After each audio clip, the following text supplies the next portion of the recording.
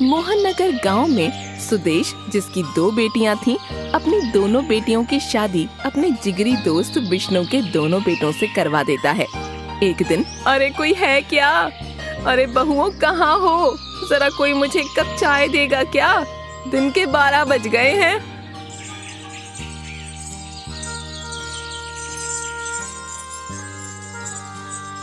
देखिए माँ जी, आप ये चिल्ला चिल्ला कर मुझे परेशान मत कीजिए।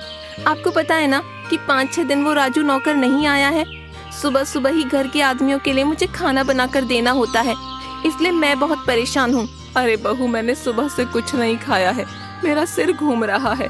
मैं बस तुझसे एक कप चाय ही तो मांग रही हूँ। आप ना चुपचाप यहाँ बैठ ही रहिए, जब मेरे पास टाइम होगा मैं खुद आपको चाय बनाकर दे दूंगी। सुरेश के पिताजी, आप खुद तो चले गए हो, मुझे इस बुढ़िया को यहाँ इन दोनों बहुओं के लिए छोड़ गए हो। कहने को तो 2 बेटे हैं मेरे, लेकिन दोनों के दोनों हमेशा अपनी पत्नियों के पीछे छुपे रहते हैं। न जाने अब मुझ बुढ़िया का क्या होगा। रोज रोज ये कड़छी चला चला के मेरे ये नाजुक हाथों में दर्द हो जाता है। पता नहीं वो राजू कब तक घर वापस आएगा और न जाने कब मुझे इस जुल्म से छुटकारा मिलेगा। अरे छोटी, जरा बाहर जाकर उस बुढ़िया को एक कप चाय दे आ। सुबह से इसने मेरी जान खा रखी है। ओहो, क्या रे दीदी, तुम्हें दिख नहीं रहा मैं सब्जी चला रही हूँ? तो बताओ मैं फिर चाय कैसे बनाऊँ? तो तुम अगर सब्जी चला रही हो तो वहीं दूसरे चूल्हे पर चाय नहीं बना सकती? सुबह से तो रूपा दीदी मैं ही सारे काम कर रही हूँ और अब खाना भी मैं बना रही हूँ। तुम तो सुबह से बस इधर उधर घूम रही हो, तो क्या तुम चाय नहीं बना सकती हो? तो मैं क्या बस कूलर के आगे बैठकर हवा खा रही हूँ? एक तू ही बेचारी यहाँ गर्मी में बैठकर काम कर रही है। हाँ, वो तो मैं कर ही रही हूँ। बताओ तुमने सुबह से क्या काम किया है? पापा ने तो न जाने क्यों तेरी शादी मेरे ही घर में करवा दी। इससे अच्छा तो कोई दूसरी आती ना, कम से कम मेरा कहाँ मानती। मैंने तुझे हमेशा अपनी छोटी बहन समझ कर रखा है, लेकिन तू तो मेरी ही दादी बन रही है। हाँ, तो शादी से पहले भी जैसे घर के काम मैं करती थी वैसे ही अब मैं कर रही हूँ। पहले भी तुम बड़ी बहन का रौब जमाती थी, अब जेठानी बनकर घूमती रहती हो।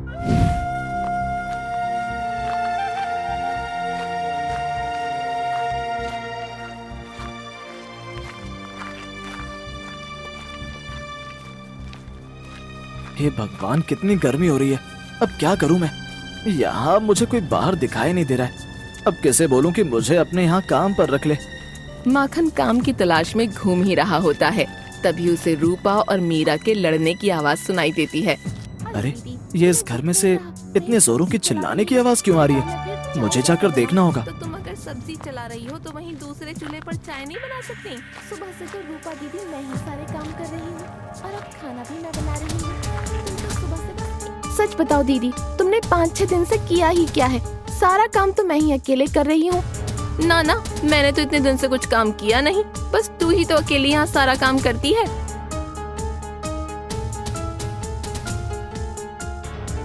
अरे क्या ये सुबह सुबह तुम दोनों ने क्या चिकचिक लगा रखी है? कुछ खाना भी बनाया तुम दोनों ने? समय देखा है, काम पर जाना है और तुम दोनों के खाने की वजह से अभी तक हम लोग यहीं पर हैं। देखिए जी, अकेले मैं इतने सारे लोगों का काम नहीं कर सकती हूँ, और एक वो तुम्हारी बूढ़ी माँ, जब देखो उन्हें कप चाय चाहिए होती है।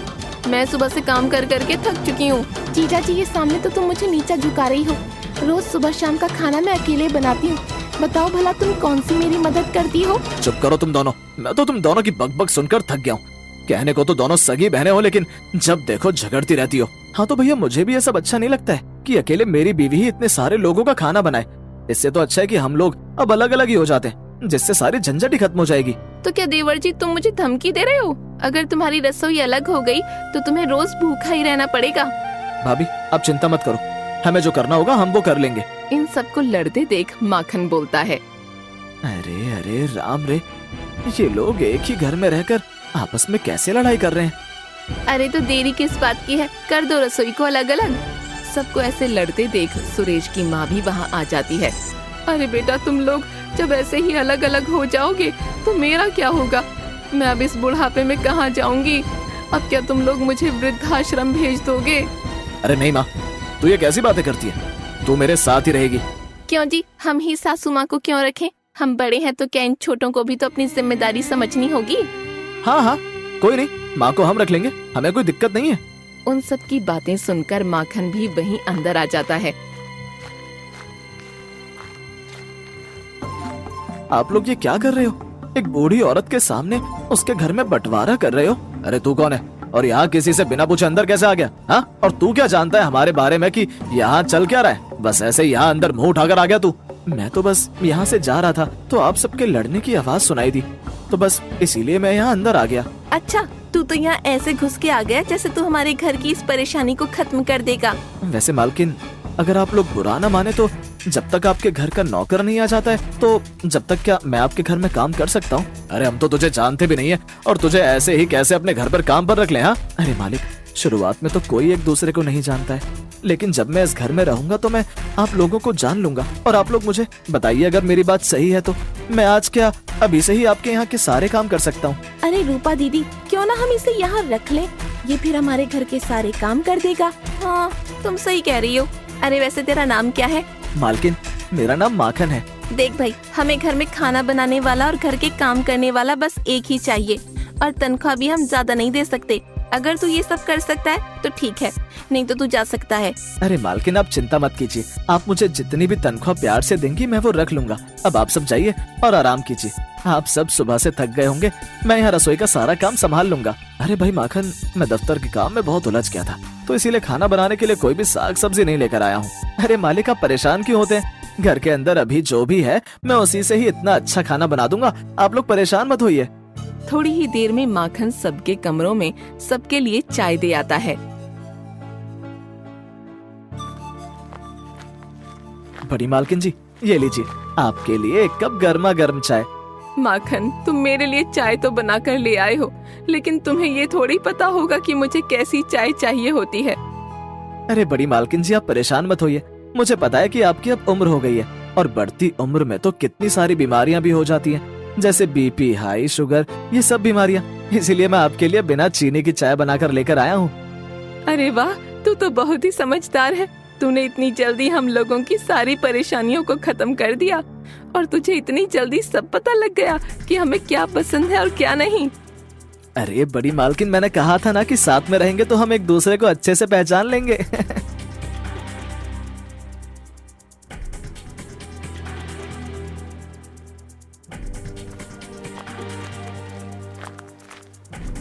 अरे यहाँ तो बस ये थोड़ी सी सब्जियां रखी हैं। चलो एक काम करता हूँ, इन सबको मिलाकर ही कुछ अच्छा सा बना देता हूँ। माखन उन सब सब्जियों को काटकर खाना तैयार कर देता है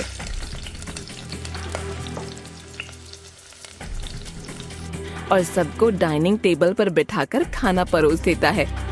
अरे माखन, तूने इतनी जल्दी खाना बना दिया और वो भी इतनी सारी चीजें। लगता है आज अच्छे से पेट भर जाएगा। अरे बड़ी मालकिन, ये सब बनाना तो मेरे दाएं हाथ का खेल है, आप तो बस ये खाना खाकर बताइए कि आखिर ये बना कैसा है। अरे माखन, तूने ये किस चीज की सब्जी बनाई है? अरे बड़े मालिक, वो ना थोड़ी थोड़ी सारी सब्जियां थी तो मैंने सबको मिलाकर मिक्स सब्जी बना दी। क्या मिक्स सब्जी? हाँ बड़े मालिक, आप एक बार खाकर तो देखिए, आपको ये बेकार नहीं लगेगी। हाँ हाँ, खाता हूँ। वैसे इसमें से खुशबू तो बहुत अच्छी आ रही है। सुरेश जैसे ही मिक्स सब्जी खाता है तो हैरान हो जाता है। अरे माखन, ये सब्जी तो बहुत ही स्वादिष्ट है भाई। अरे सुरेश और रमेश, तुम्हारे पिताजी को भी ये मिक्स सब्जी बहुत पसंद थी, लेकिन जब से वो गए तब से मैंने ये सब्जी बनाना ही छोड़ दिया। हाँ माँ, तुम सही कह रही हो, बहुत समय हो गया ये मिक्स सब्जी खाए हुए। वैसे माखन, शाम को खाने में क्या बनाएगा तू? वैसे मैं सोच रहा हूँ कि दही के आलू और भिंडी की सब्जी बना दूं। हाँ, वैसे ऐसा खाना खाए बहुत समय हो गया। जब माँ खाना बनाती थी तो तब ये स्वाद मिलता था खाने में, लेकिन अब राजू के हाथों के बने खाने में ये सब स्वाद कहाँ आता है। वैसे मालिक, ये सब मैंने भी अपनी माँ से ही सीखा है। दही के आलू और भिंडी की सब्जी मेरी माँ बहुत अच्छी बनाती थी, तो मैंने भी ये सब उन्हीं से सीखा है। अरे वाह वाह, मेरा तो नाम सुनकर ही मुंह में पानी आ गया। देख माखन, तू जब ये बनाएगा ना तो मुझे सबसे कम मत दियो। बुढ़िया हो रही हूँ, इसका मतलब ये नहीं कि मैं कम खाना खाऊंगी। तू सबसे ज्यादा मुझे ही खाने को दियो। वैसे भी बहुत दिन हो गए ये सब्जियां खाए हुए। अरे बड़ी मालकिन, आप परेशान मत होइए, देखना मैं सबसे ज्यादा आपको ही खाना दूंगा।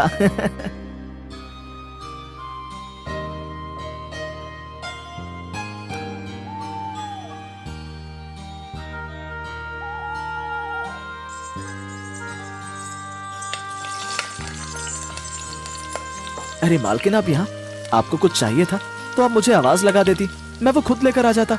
आपने आने की तकलीफ क्यों की? अरे माखन, वो मैं खाली बैठे बैठे बोर हो रही थी तो सोचा तुम्हारे पास आकर ये दही के आलू बनाना सीख लूं। मुझे बनाने नहीं आते। अरे मालकिन, आप देखेंगे क्यों, आप खुद ही बनाइए और फिर देखिए कि कैसे घर के सभी लोग आपके खाने की तारीफ करते हैं। लेकिन माखन, मुझे तो ये सब बनाना ही नहीं आता, फिर मैं ये कैसे बनाऊंगी? अरे मालकिन, आप चिंता मत कीजिए, मैं हूँ ना, मैं आपको सब कुछ बनाना सिखा दूंगा। फिर आप देखना कि कैसे सब लोग आपकी तारीफ करते हैं। हाँ ठीक है, चल तू मुझे बताता जा, मैं ये सब बनाती जाऊंगी। चल तू हट, मैं ये कड़छी चलाऊंगी। ऐसा कहकर रूपा अब माखन की जगह खड़ी होकर सब्जी बनाने लगती है। ये देखो कैसे आज अपने आप खाना बना रही है मालकिन। और उस दिन ये लोग खाना ना बनाने के लिए ही लड़ाई कर रही थी। अगर प्यार से काम करवाओ तो हर कोई आगे आकर काम कर ही लेता है। ये सब काम को प्यार करें, इसीलिए तो मैं यहाँ इस घर में आया हूँ। रात को माखन सभी लोगों को डाइनिंग टेबल पर खाना परोस देता है। खाना खाते ही सुरेश की माँ माखन से बोलती है, अरे माखन, तूने तो ये दही के आलू की सब्जी और भिंडी की सब्जी बहुत ही स्वादिष्ट बनाई। हाँ सच में माँ, तुम ये सही कह रही हो। ये सब्जी खाकर तो आज मेरा पेट भर गया। अरे माखन, तूने तो आज बहुत ही अच्छा खाना बनाया है। अरे छोटे मालिक, ये दही के आलू और सब्जी और भिंडी ये सब तो रूपा मालकिन ने बनाया है। क्या सच में रूपा, ये सब तुमने बनाया है? हाँ जी, वो सब मुझे माखन ने बताया, मैंने बना लिया। अरे बड़े मालिक, सिर्फ बताना ही काफी नहीं होता है, बल्कि खाना बनाने वाले का दिल भी तो होना चाहिए खाना बनाने का, तभी तो खाना अच्छा बनता है। अब इसी बात पर आप लोग रूपा मालकिन की थोड़ी दिल से तारीफ कर दीजिए।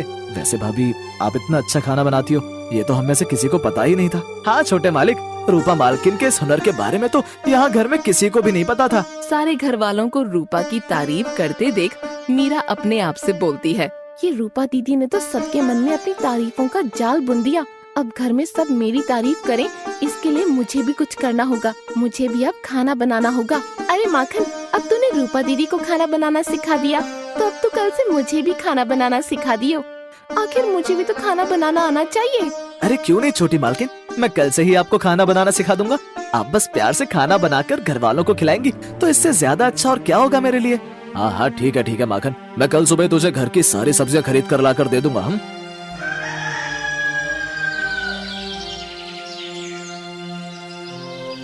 अगले ही दिन सुरेश और रमेश घर के लिए बाजार से सब्जियां खरीद ले आते हैं। तभी सुरेश रमेश से बोलता है, अरे रमेश, रूपा इतना अच्छा खाना बनाती है, इसका तो मुझे पता ही नहीं था। हाँ भैया, तुम सही कह रहे हो। पता नहीं ये दोनों बहनों का अब तक क्या हो गया था। दोनों बहनें खुद से रसोई में जाकर खाना बना रही हैं। शादी को इतने साल हो गए, लेकिन कभी भी इन लोगों ने कभी खाना नहीं बनाया, और अब तो ये दोनों बहनें खुद से ही खाना बनाना चाहती हैं। हाँ रमेश, ये सब तो हमारे माखन का कमाल है भाई। उसकी संगत की वजह से दोनों बहनें भी काम करने लग गई हैं। हाँ भैया, ये सब आप बिल्कुल सही कह रहे हो। ये सब हमारे माखन की वजह से ही हुआ है।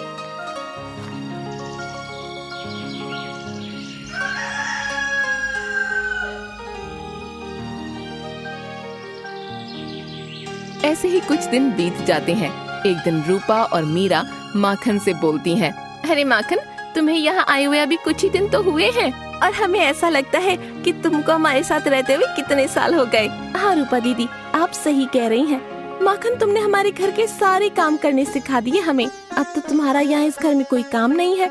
तुमने ऐसा किया तो इससे तुमको नुकसान नहीं होगा, इससे तो तुम्हारी नौकरी जाने का भी खतरा हो गया है। अरे छोटी मालकिन, मैं तो यही चाहता हूँ कि सभी लोग अपने कामों से प्यार करें, क्योंकि अगर हम अपने काम से प्यार करके उसे करेंगे तो वो हमें बोझ नहीं लगेगा। मैं बस यही चाहता हूँ कि घर की सभी औरतें अपने घर के काम को अच्छे से करें। हाँ हाँ माखन, अगर हम तुम्हें नौकरी से निकाल दें तो तुम क्या करोगे? कुछ नहीं मालकिन, मैं तो फिर कहीं और अपनी नौकरी ढूंढ लूंगा। अरे माखन, हम तो मजाक कर रहे हैं। हम अब तुम्हें अपने घर से जाने नहीं देंगे। मालकिन, अगर काम को हम प्यार और लगन से करेंगे तो वो काम करने में हमें बहुत मजा आएगा, लेकिन अगर वही काम हम रो धो कर करेंगे तो वो काम हमें बोझ लगेगा। हाँ माखन, तुम ये सही कह रही हो। इतने दिन से हम ये घर संभाल रही हैं, लेकिन हमें ये बात समझ ही नहीं आई। अरे मालकिन, तभी तो हमारे बड़े बोलते थे कि घर के काम अगर औरतें खुद ही प्यार से करें तो वो घर बहुत खुशहाल होता है।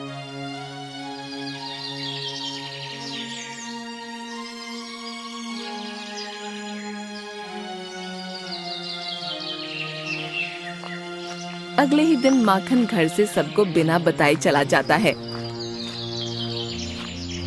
अरे दीदी, दीदी, छोटी क्या हुआ? तू इतना परेशान क्यों हो रही है? अरे दीदी, माखन पूरे घर में कहीं दिखाई नहीं दे रहा। अरे तुम ये क्या कह रही हो? माखन घर में नहीं है, कहीं नहीं मिल रहा। ऐसा कैसे हो सकता है? रात को तो वो मेरे सामने सासू माँ के कमरे में सोने गया था। दीदी मुझे नहीं पता, मैंने तो पूरे घर में माखन को देख लिया, लेकिन माखन मुझे कहीं नहीं दिख रहा। वो दोनों इस बात से परेशान होकर आपस में बातें कर ही रही होती हैं कि तभी सुरेश और रमेश वहाँ आ जाते हैं। अरे क्या हुआ, तुम दोनों फिर से लड़ना शुरू हो गई? अरे नहीं जी, हम लड़ाई नहीं कर रहे हैं, बल्कि घर में माखन कहीं नहीं दिख रहा, इसलिए हम परेशान हो रही हैं। क्या माखन? आखिर वो कहाँ जा सकता है? अरे मीरा, तुमने पूरे घर में अच्छे से देखा ना? हाँ जी, मैंने पूरे घर में माखन को ढूंढ लिया, माखन मुझे कहीं नहीं दिख रहा। अरे कहीं वो घर में से सब कुछ चुरा कर भाग तो नहीं गया? क्योंकि हमने तो उसकी जांच भी नहीं करवाई थी कि वो कौन है और कहाँ से आया था। लेकिन भैया मैंने तो अभी अलमारी से सामान निकाला था, तो मेरे कमरे में से तो उसने कुछ भी नहीं चुराया है। अरे रूपा, जरा तुम भी अपनी अलमारी चेक करो, बाकी मैं अभी माँ के रूम में जाकर देखता हूँ। कहीं उसने माँ का सामान तो नहीं चुराया है, क्योंकि वो रात को माँ के कमरे में ही सोता था। कहीं उसने माँ के संदूक से तो कुछ चोरी नहीं कर लिया? अरे हाँ, चलो चलो माँ के कमरे में चलते हैं।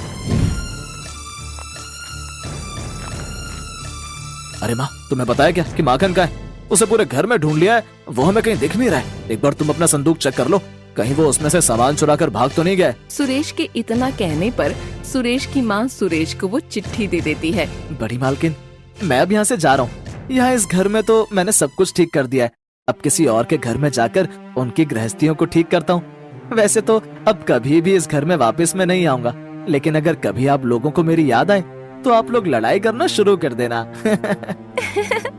हम तुम्हें हमेशा याद रखेंगे माखन, लेकिन कभी लड़ाई नहीं करेंगे। हाँ।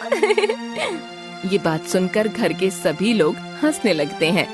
लगता है अब वहाँ पर कोई परेशानी नहीं होगी, अगर हुई तो मैं फिर से आ जाऊंगा।